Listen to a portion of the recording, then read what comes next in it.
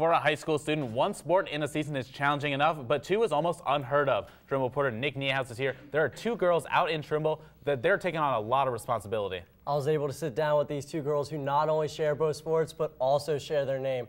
Morgan Murphy and Morgan Azbell both battle on the court for the girls and cheer on the boys from the baseline. Morgan Murphy and Morgan Azbell seem to be doing a pretty good job staying busy during their senior year.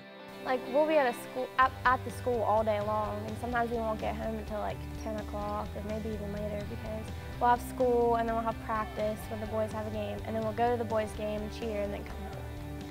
Although neither had the intention to both cheerlead and play basketball in the same season, they found out the kind of influence friends have on each other.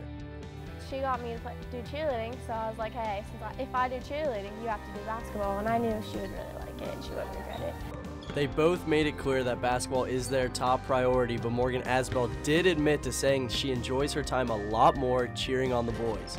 She also gave insight on how what she learned through cheerleading carries over to how she plays basketball. So I use my enthusiasm on the bench to help bring up the players that are playing, because sometimes Morgan will get down, Nikki will get down, and they really need someone to pick them up.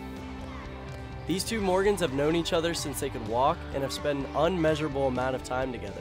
And there's really one thing they attribute that to: sports.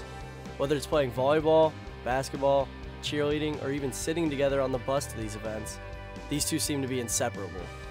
Sometimes we have to split them up. They like to do drills together, and sometimes I don't know if they're going 100%. But yeah, you could tell that they really like each other. They're really good friends. I've learned a lot, like a lot of life lessons in sports that I never thought I would learn. These two don't plan on playing a sport in the spring, but you can still find them in the gym as they plan on coaching a youth volleyball team.